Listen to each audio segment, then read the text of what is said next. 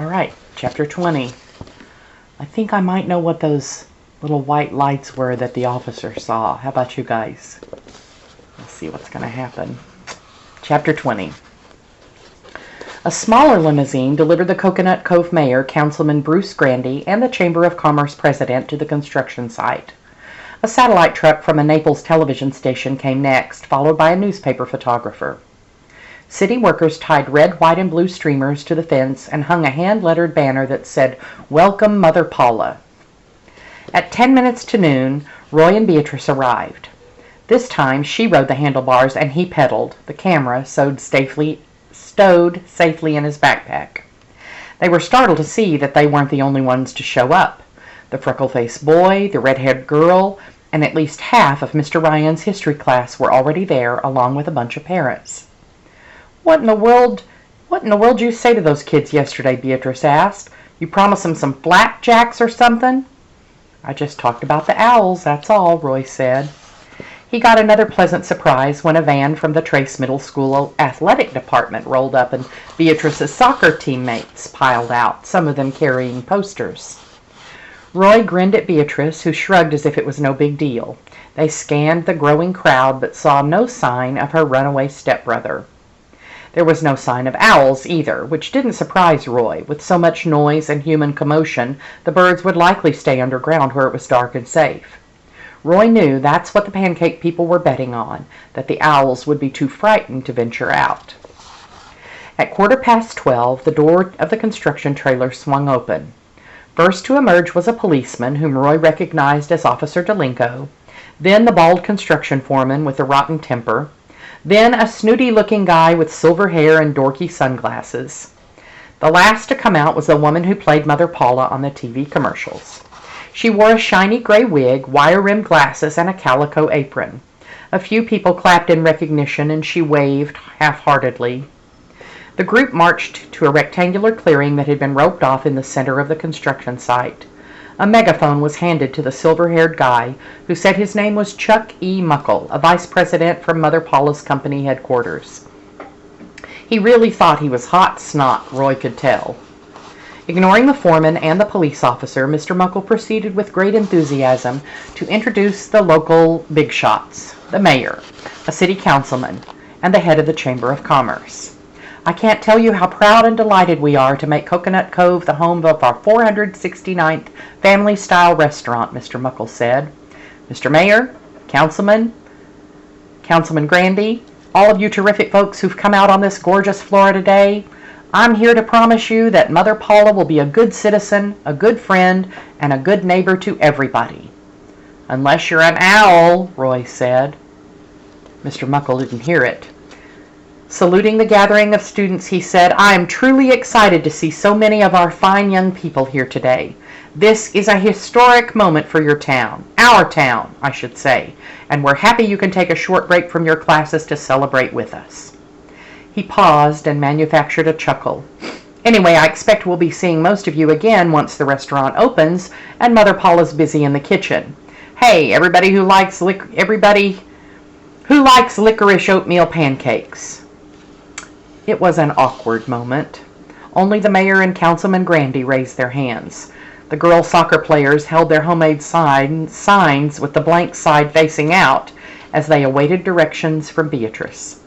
Mr. Muckle snickered nervously. "Mother Paula, dearest, I think it's time. Shall we do the deed?" They all posed side by side, the company VP, the mayor, Mother Paula, Councilman Grandy, and the boss of the Chamber of Commerce, for the television crew and the newspaper photographer. Gold-painted shovels were handed out, and on Mr. Muckle's signal, all the dignitaries smiled, leaned over, and dug up a scoopful of sand. On cue, a smattering of city employees in the crowd cheered and applauded. It was the most bogus thing Roy had ever seen. He couldn't believe anyone would put it on TV or in a newspaper. "These people," Beatrice said, "need a life." As soon as the photo pose ended, Mr. Muckle tossed down his gold shovel and snatched up the megaphone. "Before the bulldozers and backhoes get rolling," he said, "Mother Paula herself wants to say a few words." Mother Paula didn't look overjoyed to have the megaphone shoved in her hand. "You've got a real nice town," she said. "I'll see you next spring at the grand opening." "Oh, no, you won't." This time the words came out of Roy's mouth as a shout, and nobody was more stunned than he. A tremor rippled through the audience, and Beatrice edged closer, half expecting somebody to come after him. The actress playing Mother Paula seemed miffed, peering over her cheap wire-rimmed glasses into the crowd. "Now, who said that?" Roy found himself raising his right arm. "I did, Mother Paula," he called out. "If you hurt a single one of our owls, I'm not eating any more of your stupid pancakes." "What are you talking about? What owls?" Chuck Muckle lunged for the megaphone, but Mother Paula threw an elbow and caught him squarely in the gut. "Back off, Chuck E. Cheese Ball," she huffed. "Go on, check it out for yourself," Roy said, gesturing around. "Wherever you see one of those holes, there's an owl den underneath. It's where they build their nests and lay their eggs. It's their home." Mr. Muckle's cheeks turned purple. The mayor looked lost. Councilman Grandy looked like he was about to faint, and the Chamber of Commerce guy looked like he'd swallowed a bar of soap. By now, the parents in the crowd were talking loudly and pointing at the den holes. A few of the school kids started chanting in support of Roy, and Beatrice's soccer teammates began waving their hand-lettered signs. One said, "Mother Paula doesn't give a hoot about owls." Another read, "Bird killers go home." And a third sign said, "Save the owls, bury the buttermilks." As the newspaper photographer snapped pictures of the protesters, Mother Paula pleaded, "But I don't want to hurt your owls. Really, I wouldn't hurt a flea." Chuck Muckle finally recaptured the megaphone and boomed a harsh scolding at Roy. "Young fella, you better get your facts straight before making such outrageous and slanderous charges. There are no owls here, not one. Those old burrows must have been abandoned for years." "Yeah?" Roy reached into his backpack and whipped out his mother's camera. "I've got proof," he shouted, "right here." The kids in the crowd hooted and hurrahed. Chuck Muckle's face went gray and slack. He held out his arms and lurched toward Roy. "Let me see that." Scooting out of reach, Roy switched on the digital camera and held his breath. He had no idea what he was about to see. He pressed the button to display the first photograph that Mullet Fingers had taken. The instant that the blurred, crooked image appeared in the viewfinder, Roy knew he was in trouble. It was a picture of a finger. Anxiously, he clicked to the second frame, and what he saw was no less discouraging. A dirty bare foot. It appeared to be a boy's foot, and Roy knew whose it was. Beatrice's stepbrother had many special talents, but nature photography obviously wasn't one of them. In desperation, Roy touched the button once more, and a third picture clicked into view. This time there was definitely something other than a human body part visible in the frame. A distant, feathery form, unevenly illuminated by the camera's flash. "Here!" Roy cried. "Look!" Chuck Muckle snatched the camera from him and examined the photo for about 3 seconds before bursting into cruel laughter. "What's that supposed to be?" "It's an owl," Roy said. It was an owl, Roy was certain. Unfortunately, the bird must have swiveled its head just as Mullet Fingers snapped the picture. "Looks more like a lump of mud to me," Chuck Muckle said. He raised the camera so that those in the very front of the audience could see the viewfinder. "Boy's got quite an imagination, doesn't he?" added snidely. "That's an owl? Then I'm a bald eagle."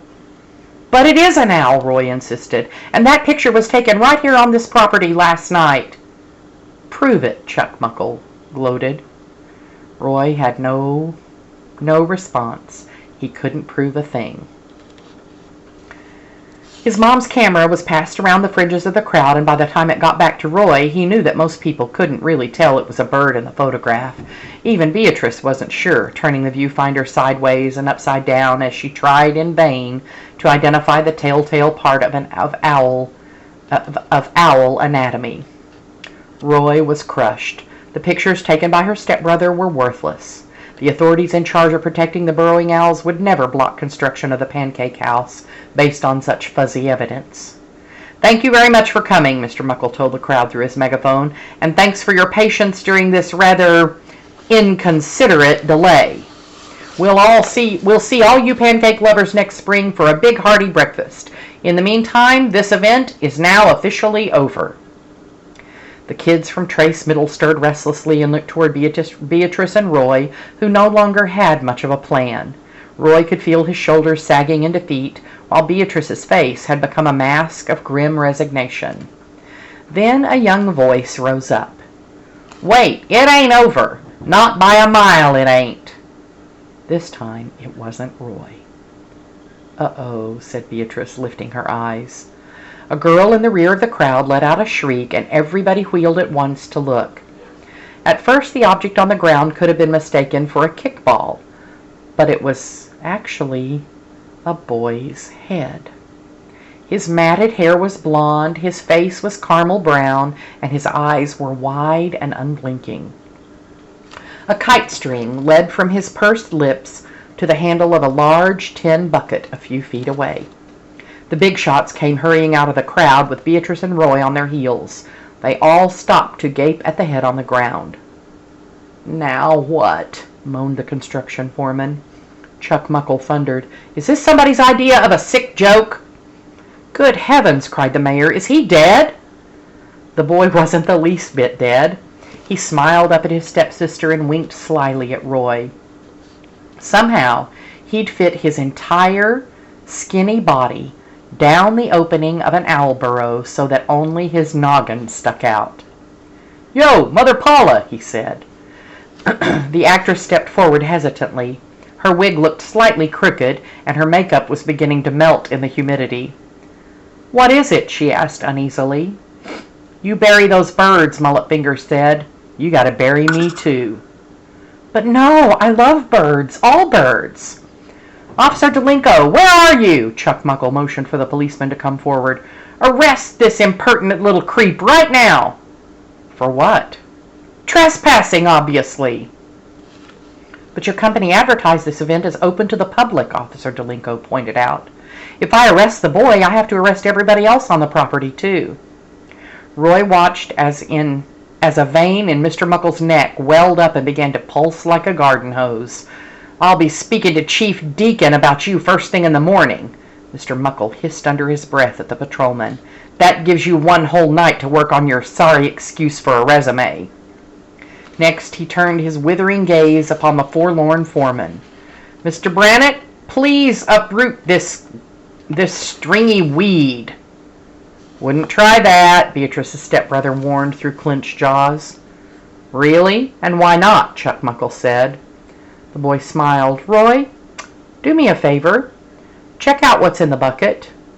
Roy was happy to oblige. "I know what's in the bucket, I think. Do you guys?" "What do you see?" the boy asked. "Cottonmouth water moccasins," Roy replied. "How many?" 9 or 10. "They look happy, Roy?" "Not really."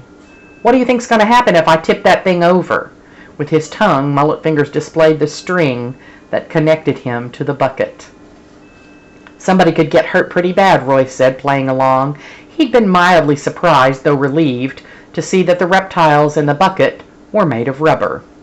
Mr. Muckle stewed. "This is ridiculous. Brannett, do what I told you. Get that kid out of my sight." The foreman backed away. "Not me. I don't care much for snakes." "Really? Then you're fired." Once again, the vice president turned to confront Officer Delinko. "Make yourself useful. Shoot the things." "No, sir, not around these people. Too dangerous." The policeman approached the boy and dropped to one knee. "How'd you get here?" he asked. "Hopped the fence last night. Then I hid under the backhoe," the boy said. "You walked right past me about 5 times. You're the one who painted my patrol car last week." No comment. "And ran away from the hospital?" Double no comment, the boy said. "And hung your green shirt on my antenna?" "Man, you don't understand. The owl's got no chance against those machines." "I do understand. I honestly do," Officer Delinko said. "One more question. Are you serious about the cottonmouths?" "Serious as a heart attack." "Can I have a look in the bucket?" The boy's eyes flickered. "It's your funeral," he said. Roy whispered to Beatrice, "We gotta do something quick. Those snakes aren't real." "Oh, great." As the policeman approached the tin bucket, Beatrice shouted, "Don't do it! You might get bit!" Officer Delinko didn't flinch. He peeked over the rim for what seemed to Roy and Beatrice like an eternity. Jig's up, Roy thought glumly. No way he won't notice they're fake. And yet the patrolman didn't say a word as he backed away from the bucket. "Well," Mr. Muckle demanded, "what do we do?" "Kid's for real.